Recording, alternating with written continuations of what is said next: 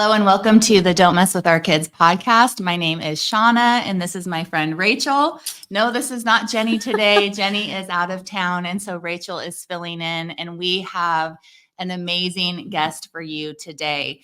And Don't Mess with Our Kids is a grassroots movement where we have said enough is enough.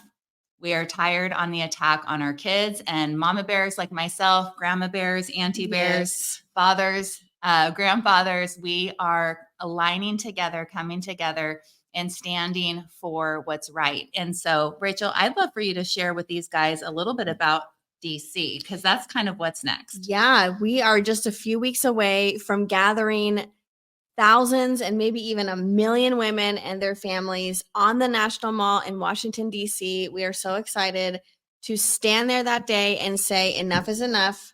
Stop messing with our kids, and to send a message and to pray and fast and stand for our nation to turn back to God, really.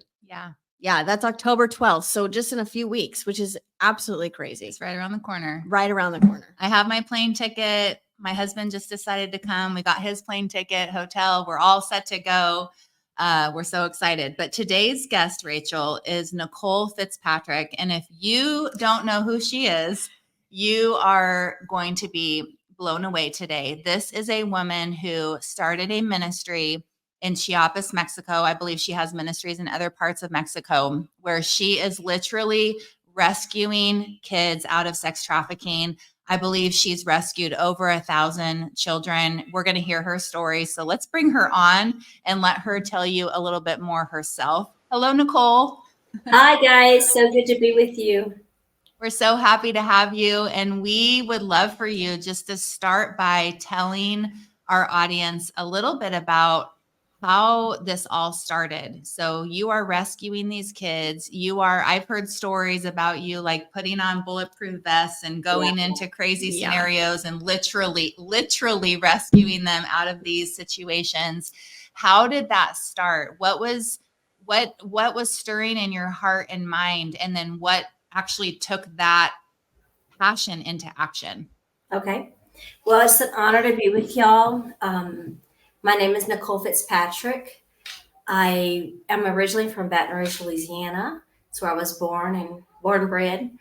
But when I was 12, my parents heard a missionary preach in Louisiana, in Baton Rouge, David Hogan. And long story short, within a year and a half, we were full-time missionaries in Guatemala. We went to language school in Texas, my parents did. And there's 4 of us. I was second of 4 children, now 5 because they adopted a beautiful girl in Guatemala years later. In Peru. So I'm an MK, and while I was serving in Guatemala with my parents at 14, I met another young man from St. Louis, Missouri, who had been to Bolivia already and was also working with the same ministry, our spiritual fathers, David and Debbie Hogan of Freedom Ministries. And we met, and years later, after I finished high school and got a certificate degree in Spanish to be able to teach, I was actually going to work. By the time I had lived in Guatemala a couple of years, Mexico, almost a year, in training, my parents' training, and then we went to Peru. And I was actually, back then, was a Sendero Luminoso, the Shining Path terrorist movement, and they were murdering families. And I was actually helping another ministry there start a children's home, and Brother Pelayo had asked me to be a dorm mother, so I had to go back to the States even though I spoke Spanish, to get a degree in Spanish. And long story short, Jason drove up from Mexico. By the time he was a full-time missionary in Mexico, a couple years older than me, and asked me to marry him. So we have been serving God full-time together in Mexico since December of 1992 is when we were married. Wow. So our goal was just, pioneer missionaries. Our goal, our common vision, my husband Jason Fitzpatrick and I, was just to reach the unreached, so we, with our team, we go out where there was no gospel. For a lot of people, that's hard to believe that Mexico, the neighboring country of the United States, is still unreached. Now, you can go to Mexico City, Monterrey, Guadalajara, big cities, and there's big churches. But in the unreached, there's still roads that have, now it's gotten better since we got married, but I can still take you. We still have over 65 missions and house churches throughout 8 states that my husband and his team have started, and it's still unreached. A lot of them only speak their dialect still, or their language in different dialects of the Nahuatl, Totonaco, Otomi, and we have Sotzil. We have a lot of indigenous children that we've rescued. So we were sent out in 19. We got married in 92, and then in 2003, after that, we had two children, a son and a daughter. We were sent with four other families from our ministry to pioneer in a different area. And that's what brought me to Puebla. I mean, there's a lot I could say between in those years from 92 to 2003. But, I was in a wreck. I had amnesia. I didn't remember my husband at all when I woke up. But that's all in my book that you can see. We'll share about that later.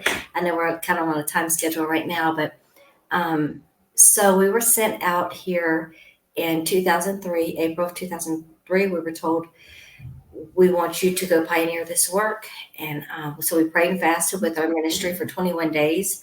And we went out, scouted. Jason put his big XR 600 motorcycle in the back of his truck, drove as far as he can. We mapped it out first. We felt like God was calling us to the state of Puebla. We had been in Veracruz and Tamaulipas and Hidalgo for years. And so he got there, left me and my two little bitty kids. Jasmine just turned 2 in May. Wow. And that same month, she just turned 2, tiny little girl, and my son was almost 8. So he left us at a hotel, pray and homeschool, and he just went out and ventured and sought out. He went and scouted to find out which towns had the gospel and which didn't. And we did, as Paul said, if they have the gospel, leave them. And we don't want to cause, well, here's another gospel. So, but he found all the villages and towns that were unreached, like, still witchcraft or Yeah. no Christian gospel, no Yeah. Jesus had ever been brought there. So that's where we started in Puebla and Tenango de las Flores back in 2003. And that year, it was a big uprooting of our children, of our marriage. We had only lived in such a deep one all those years. So it was a big, relocating was big for our family. And it was a different state, different foods, different languages. So it was great, though. We really love Puebla.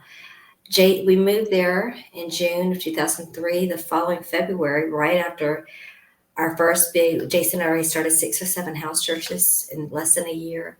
And he was ministering to one far, far away, about 5 hours on the motorcycle, and got in a tragic accident, near fatal, broke his femur bone. He almost died. So, the devil did all he could do to stop us from doing what we're doing now. But it was that same year that he was on crutches and bedridden for months with his leg broken and the other knee all messed up. He was really bad off. But that's whenever I had already started taking children into our home. So, a lot of people say, how did you become aware of human trafficking? Well, back in the 2003, 2004, when I started, I had never heard that word. I'd heard of children being molested, kidnapped, that kind of stuff. But the whole actual word, groomers, child sex trafficking, child porn, I didn't know much any of that. I didn't know those things existed. So, my book gives more details, but not to take up a lot of time. But that's whenever it all started with children coming to my door. We lived in an Indian town, Tenango de las Flores, where the Indian Mexican together, where our town was, where the big plant market was, is where the dirt road started. Now there's cobblestones and cement in the last 20-something years, but it was very, very rustic. And that's why Jason chose to leave us where there was pavement in case of an emergency. We could get out. We were always on call, and we're always, it's a big threat living in a different country with 2 small children. And so Jason and I moved to Tenango, and children would come we rented for $200 a month. We rented a beautiful 2-story orange house right off the lake with a beautiful terrace. So it was a beautiful home, very economical. And children would start coming knocking on my door. I lived in Tenango, the border of Sawinco, Tenango. And Sawinco was all indigenous, impoverished people at the time. So children would come knock on my door and say, can I sweep your patio? Can I cut your grass? Now they have their little bitty children with their little bitty machetes. Can I wash your car? Can I water your plants? Stuff like that. And I'd be like, it's 10 o'clock in the morning, sweetheart. Why aren't you in school? And they'd shift and shuttle. And my aunt just had a baby, so my mom's helping her and couldn't bring us to school. Okay. And or my dad left to work and my mom's working and couldn't, just one excuse after another. My Mm. grandma's sick, so mom and dad said I have to stay with her. And I believed everything because I was a novice. I didn't know it. I believed everything the children said. I said, I well, have a question. I have a question, Nicole, just to interrupt you because I'm a novice myself and I'm curious. Are those kids, are they told like what you're doing is a secret, so you have to not yes, tell anyone? So Wow. they're basically trained to use these yeah, excuses because I'm thinking they're 8 or whatever. Like, yeah, why four, are they lying? Or 4 or mhm, 5. So yeah, so they're yeah, told this is what you say if you're asked questions. Wow. yeah. Okay. They're Okay. told it's a normality for them. A lot of their families. I was going to get that later, but that's how later, whenever I'd go to courts or put them in jail, I'm like, how can they want to hug their kids when I'm taking them away? And I'm like, I've raised them for the past year. You're going to jail. How could you expect your children to hug and kiss you after everything you've done to them? Wow. And so many times, the woman, she's had missing half her teeth. This drugs are a big part of human trafficking. She's hooked on meth. She hasn't bathed in a week, and she looks at me, puts her hand on her hip, and says, "That's how I learn." And I have my own room and a TV. That's how I Yeah. learned when my uncles, my dad rented me out. So it's just a normality, and my heart does crush for them. It's crushed for them still. It breaks for them. But for the first 10, 15 years, I was all about restoration, restoration, restoration with the family, get the family saved. I stopped that. I haven't stopped completely, but that's not I can't do that. My priority Yeah. is the children right now. But Yeah. and they're also threatened. Like they won't let all the kids go work if it's a family, because I'm kind of getting off, but I don't just have the children like these. I have kidnapped children. I have Yeah. international Wow. sex kidnapped in other countries children who are groomed online. I work broadly with everything. I work with the online live stream trafficking.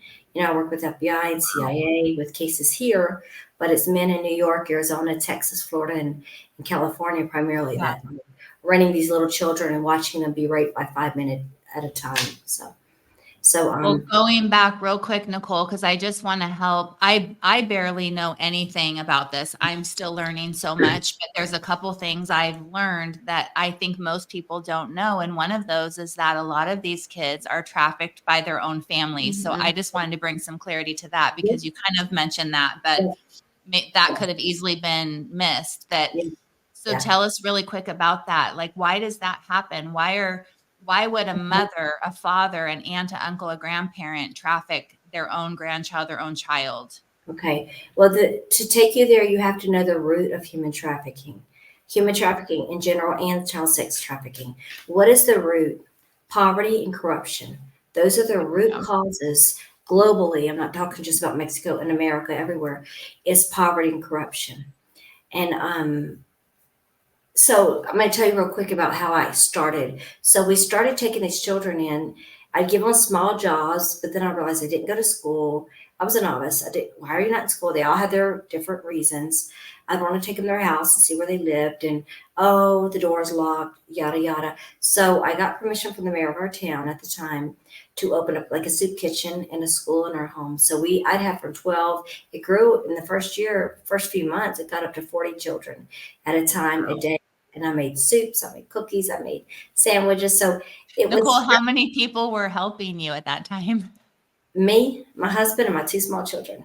That was it. That And was 40 kids. Wow. yeah. And believe it or not, it's That's funny. wild.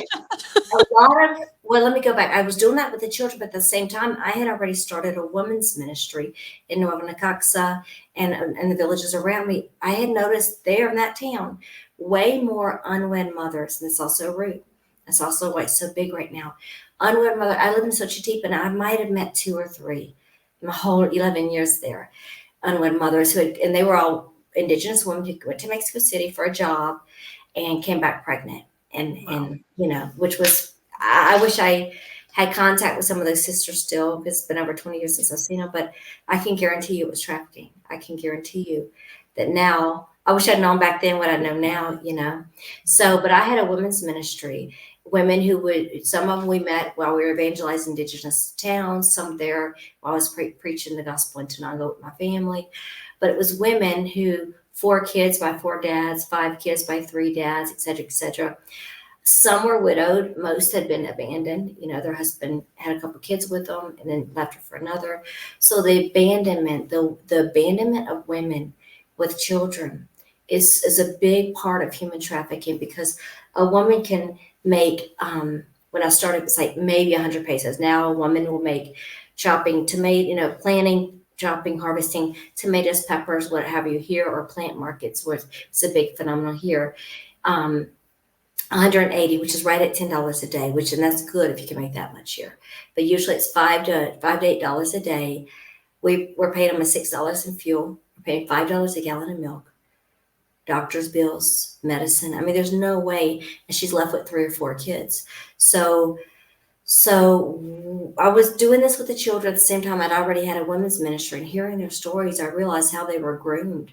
They got to Mexico City or Guadalajara or Monterrey or Acapulco or Cancun to work as an impoverished, primarily I started with indigenous people. So I speak from that area, but, and men are at the groomers are everywhere. They're at the bus stops. They're at the taxi. I don't trust a lot of taxi drivers here.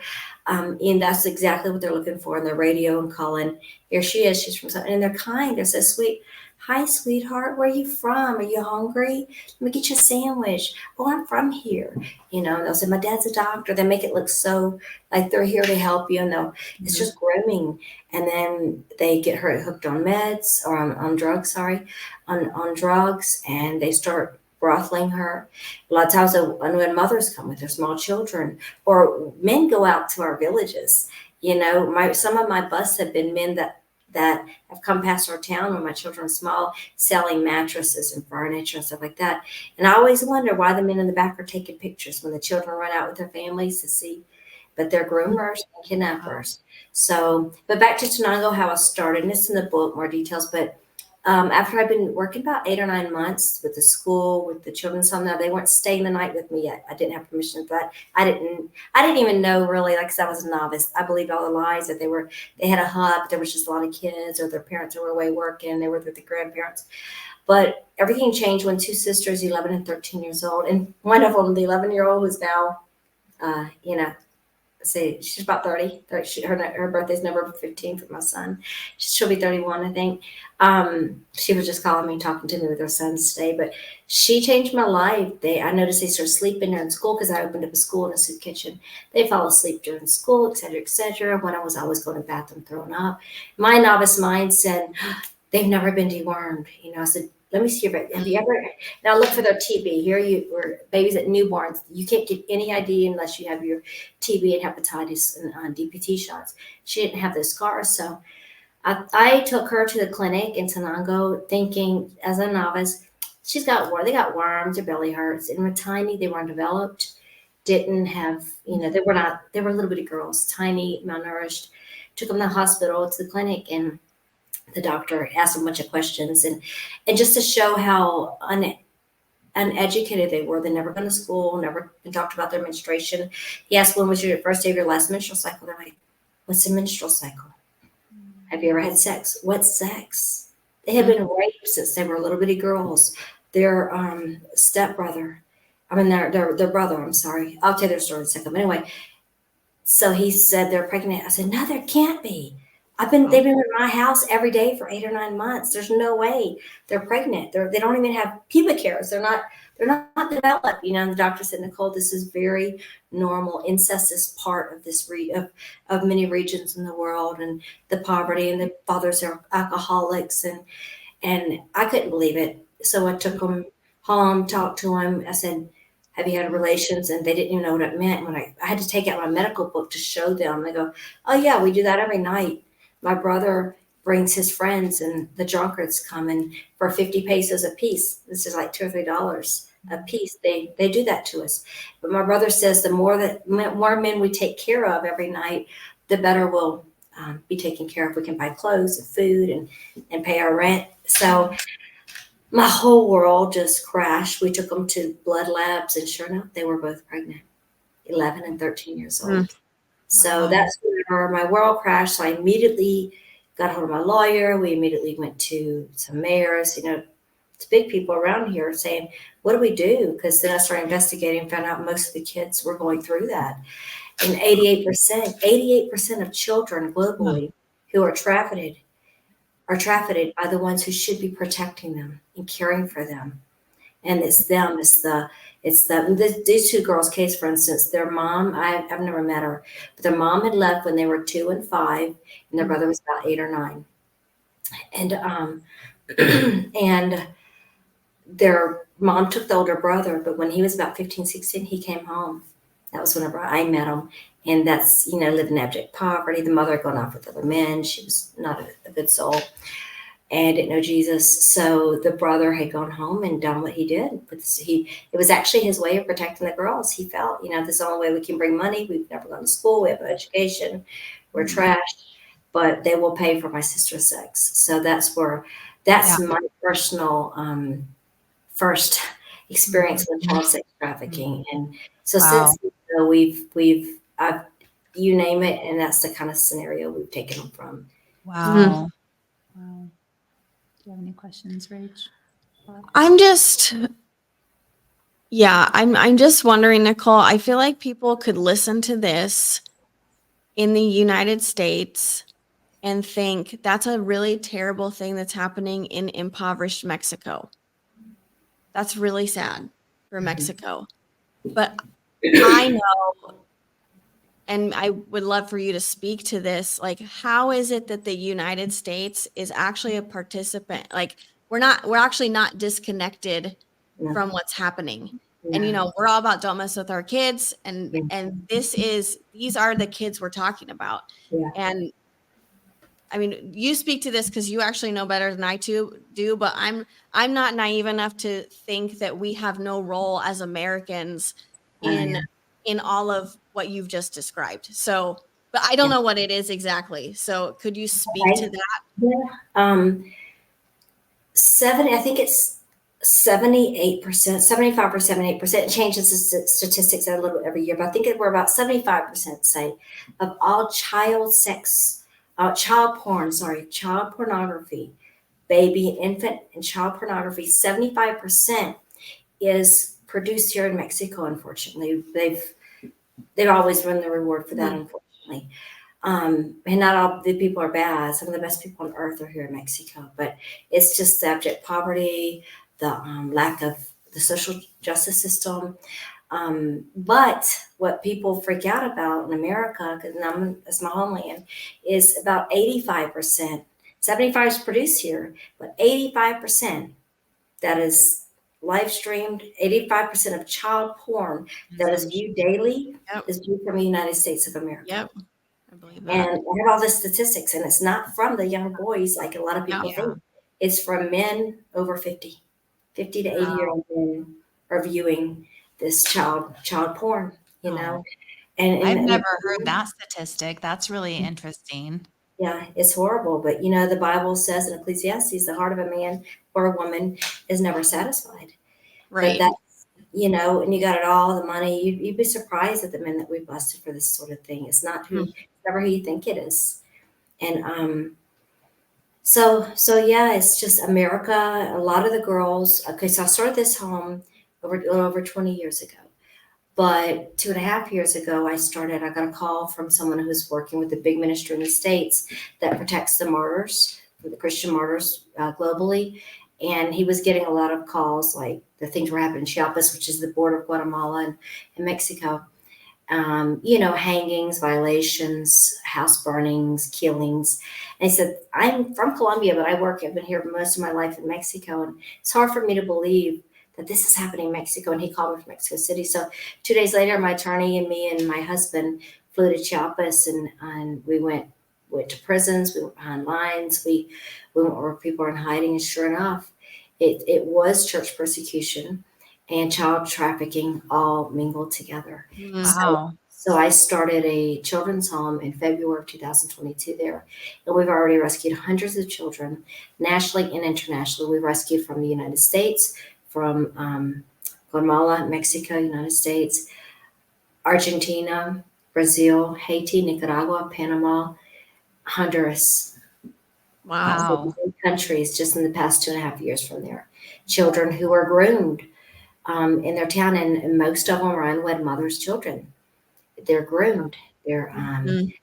the women are groomed. We had one of the beautiful little girl from Haiti that we rescued, one of our first international rescues there. Her mother was a single mom from Haiti in Brazil. Fell in love with a man. She had actually, I believe, she had been widowed, and a beautiful little 3-year-old girl, beautiful little girl. And she met a man who promised her the moon and the stars, as we say in Mexico, and had a house. Aunt was a doctor, yada yada, in America, but we just have to get there, illegally to America. So we got them, we captured them. We got an alert. I actually got calls from Brazil because they knew I was in South Mexico then.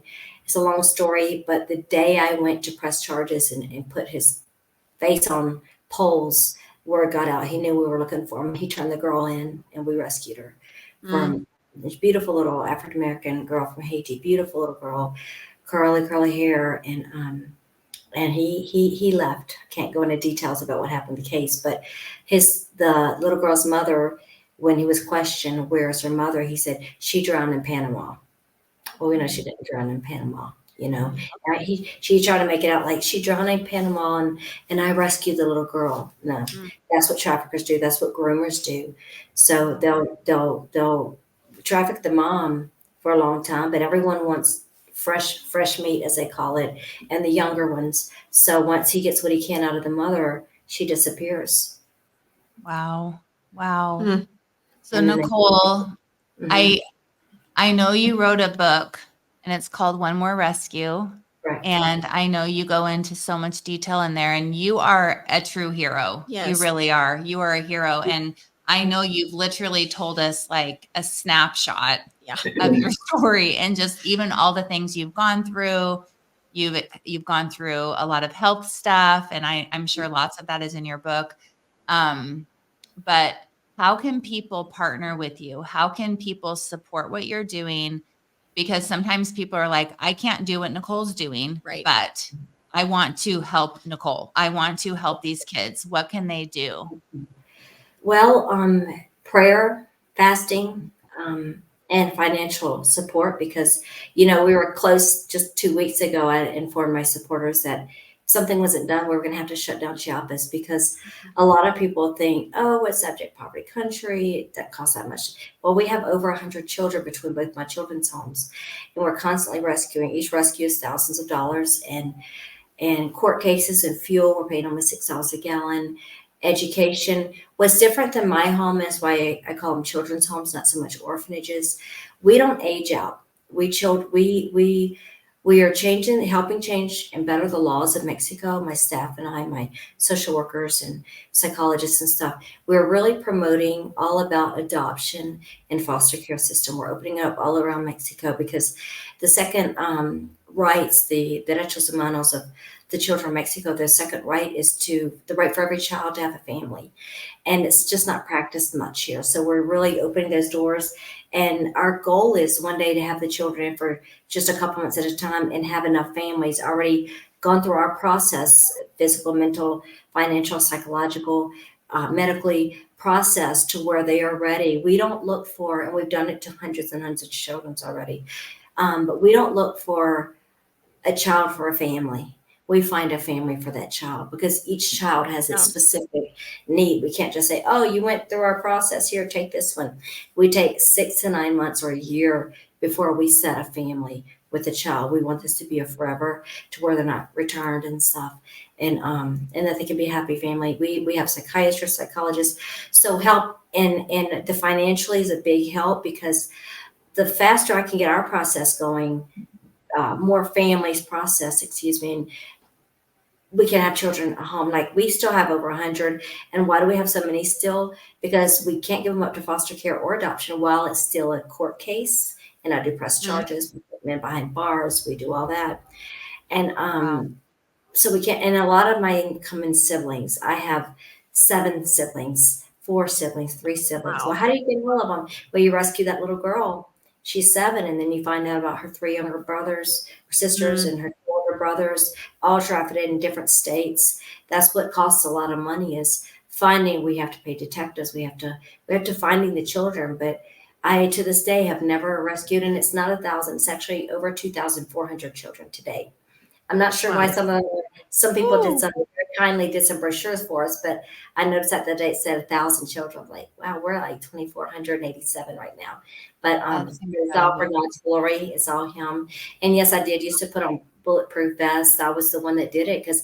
Oh, and I think I got distracted a while ago. I said that when I went to the lawyers and people all around the state of Puebla and Hidalgo, where I was rescuing children from, I said, we need a refuge. We need school. We need.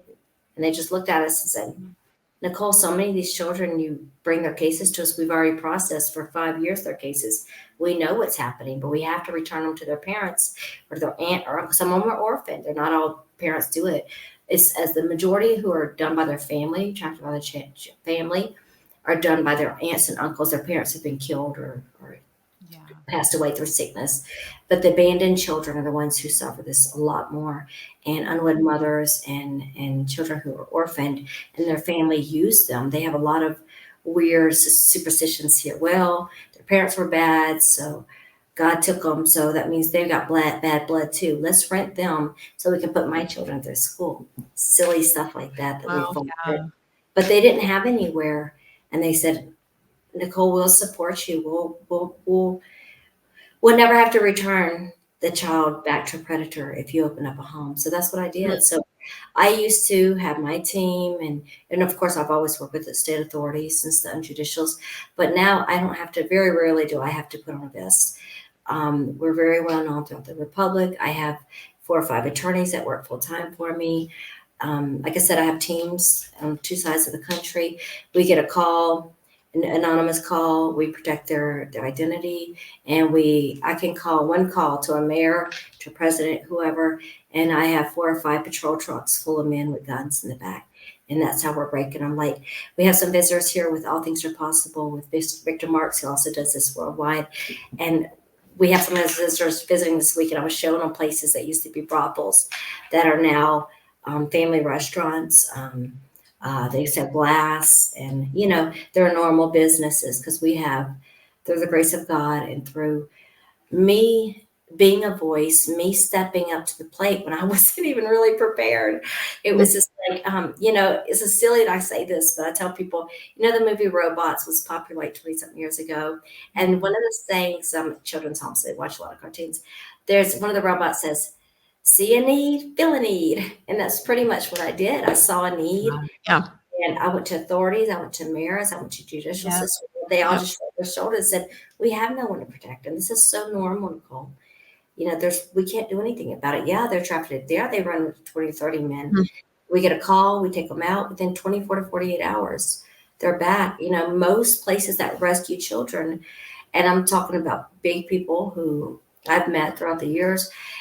And I'm not saying this to lift myself up. I'm saying that they say, Nicole, we need more places like you because we rescue them. But 90% of the girls that we rescue, they go right back to perpetrators and predators because that's all they have. It's their Right. neighbors, it's their friends, it's their ex-boyfriend, their ex-husband, what have you. And drugs are very linked. Why is it so much bigger now? Because we've raised a voice against it. And it's also because there's, 8, 9 billion people on earth. It's not just, a million or two before. So that 7 to 9% of people who do bad things like this is a greater amount. When you're 70%, 7% of 9 billion, that's a lot of people doing this bad stuff. But it's also linked to anyone who watches porn of any sort, especially child porn, normal porn. It's all a link. It's a link, a chain. Right. If you're watching porn, you're supporting drugs. If you're doing drugs, you're supporting the porn and you're supporting human trafficking. You're supporting it. Yeah. And I'm totally anti-porn, anti all that. But if you're drug, oh, well, it's just a little marijuana. That's where it starts. But when you get to the hardcore, like we have a rehab, also we rehab people all the time. And it's so many of them say, well, I just started with marijuana to calm down. I started with thinner. But then next thing I know, I'm a meth addict. I'm a heroin addict.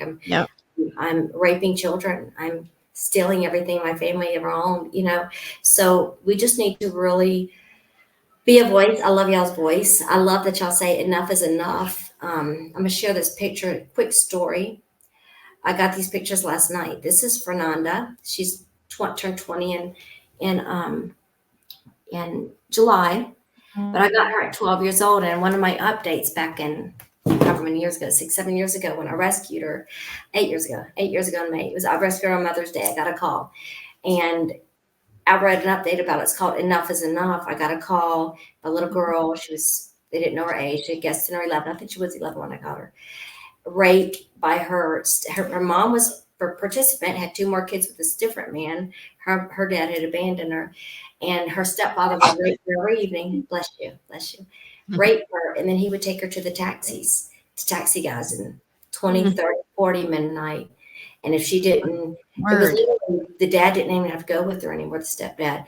If she didn't come home with a certain amount of money for his addiction, mom's addiction, his alcohol, she would just get beaten, burned. He would put her tiny little feet on a comal where they heat to make tortillas. That he'd burn. She has scars all over her body from burning, from renting. Well, we went, and I went to a DA's office who, we're still friends all these years later. We'd worked together a while. I went to a big town where she was located, and I said, look, this is her name, yada, yada. I got anonymous calls. We've got to do something. And she goes, Nicole, we've already rescued her a couple of times, but her mom comes and says she left the man. And then when the man comes, she denies she was ever hurt. It's just the political process. And I said, so we're just going to keep letting this little girl be raped. We're going to keep on, even though we know what's going on. These taxi guys are raping her every night. We're going to just do nothing. And she looked at me, and she got very upset. She goes, ya basta, es suficiente. She goes, enough is enough. And that's why I taught her my update. She just slammed her fist down on the desk. She said, enough is enough. We got some squad. We went, we busted down the door, and we got the little girl over there. So she was with us, and she was with us a few months. We pressed charges, put the man in jail. So she had to go state home for about almost 3 years. I got her when she was 14, almost 15. And she's been ever since. She turned 18, finished school. And I sent her 2 years ago to it's called Christian Missions. I won't go into that, but a really good missions. And I just raised some money for a dear friend who I was in Guatemala with as a child, Alicia. She funded her complete year of Bible school. She is starting. Wow. In that picture I just showed you. It's an amazing story. For being 2 years in the mission, now they were having fun with her mission last night, put her in a chair, and I don't know if you can see that. Wow. So cool. But she's going as a full-time missionary to a very intense one. It's like 3 years wrapped in one, and a 1-year Bible school, very intense. And she will be probably going to different countries when she graduates this Bible school. Yeah. So this is just wild. We don't age out. We've got a lot of the thousands of children. We have some of the full-time missionaries, pastors, teachers, veterinarians, you name it. A lot of cosmetology. A lot of the girls study beauty and stuff like that. So we don't age out. If we can find a foster care home, an adoption home with the state authorities, we do that as much as we can. But sometimes it's a lot of siblings, so we don't age out. We raise them, and we make them know that they are loved and valued by God mostly, and by all of us. And so that's how people who want to help, first off, be a voice in your surrounding. Look for trafficking. Public restrooms, rest areas, although there are signs up now and people are being more aware. Don't be afraid if you question that little girl, and then a lot of times they've got them so drugged up, but they'll take them to the public restrooms, Walmart, and if you see that girl, that woman, that you can just see the looks on them. You can tell they're not the normal stay-at-home mom or a career mom, whatever. It's hard I can't think in English really well. I speak mostly in Spanish here, but I don't know how to say it because I'm not trying to be rude, but you know what to look for. When you see a woman walk in with 3 or 4 kids in a public restroom, they don't look alike, and none of them look like her, and they all got that drowsy look. Ask, talk. Are those your children? Is that your mommy? You're safe. Get your friends. I've rescued so many kids from the States at Walmart. I lived for 2.5 years in a small town in southeast Missouri where everyone is just so blinded by child sex trafficking. And my daughter went to a prestigious Christian school there, And there were children having really bad stories. Some of them were foster care children, and their stories were identical. Now, they weren't being trafficked, of course, in there at that moment, but they had come from very similar experiences as these impoverished children in Mexico. And again, where drugs are, there is trafficking. Yeah. Yeah, and I volunteer with Child Protective Services, and I remember the first time I went in there to talk to one of the authorities. It was just a bunch of young unwed mothers ticked off. You could see they were still high, wanting to see the children that the state had taken their children from. So, drugs have a a lot to do with it, because once they get the mother addicted, then she'll give them her children. It's very common. Yeah, I mean, I know we're wrapping up here, but I am always blown away every time I hear you, Nicole, about the power of one simple yes. Yeah. It was simply a yes That's 20 right. years ago or however long ago to say yes to the kid at your door, and what God was asking you to do with 40 kids in your own home. And the power of that one yes to Jesus and watching the whole thing unfold into what it is now. And what I think is so powerful about what you do is you're not just feeding a kid and praying and hoping that things will change. You are actually getting to the root of what is going on and the reasons these things are happening to these children. You're in court and you're with the FBI and but you're also helping the men who are addicted to drugs and rehab centers. You're helping the moms. You're helping. There's a multi-layered approach, which I think is so important than just solving a surface layer issue of these hungry, impoverished children at your door. And so you really are a hero. You really are. And I'm encouraged. I hope our audience is encouraged. I'm encouraged about what my one yes can do. That's kind of the season I'm in, that God's been teaching me, like, Rachel, one yes can have a ripple effect. It does. That you'll never even be able to see the full impact of. And in that vein, I actually want to challenge our audience. I feel like our audience could take responsibility for helping fund Village Global. And so will you tell us your website? And I'm going to put it in the show notes. So when you guys are listening to this, just drop into the description and click right there, because I want to encourage our audience. Let's not let this very important work go under. I mean, we cannot let Chiapas close. I'm sorry. Our church helps fund Chiapas. So I'm like, listening to you say that, I am like, oh, heck no. No. That's not what we're doing. Right. And so I actually want to encourage our audience to literally take action right now, and let's fund this thing, and let's make sure that we are doing what we can. Not all of us can get on the plane and come to Chiapas and serve with you. Not all of us are even called to do that necessarily. Right. But we can all give something. Yes. So tell us your website. I think it's villageglobal.org. Is that right? Ours is thevillageglobal.org. We work under mountaingateway.org. That's how I got in contact with you. I don't feel like I've shared enough about them, but Britt and Audrey Hancock are the founders and presidents of Mountain Gateway. They were actually funny, but we trained under the same ministry and were sent out together in 2003. And then we've stuck together. They are our covering, their spiritual covering. They're just a few years older than us, but we look at them now as our mother and our spiritual mother and father. And that's mountaingateway.org, but we are affiliated under them as thevillageglobal.org. And on both websites, I believe there's a place that you can read about us and support us. So every dime matters. Every child we rescue, we're really rescuing thousands per child, because we are breaking that curse. Yep. We're breaking that wicked cycle. My mama did that to me. My daddy did it to me. And I turned out okay. Did you? You're addicted. You're hurt. Right. You're raped. Yep. we got to break the cycle. And now you may be prone to doing that with your own children and trafficking them. So you're right. It's breaking generations. So you're right. Like the 2,400 children are really thousands and thousands more.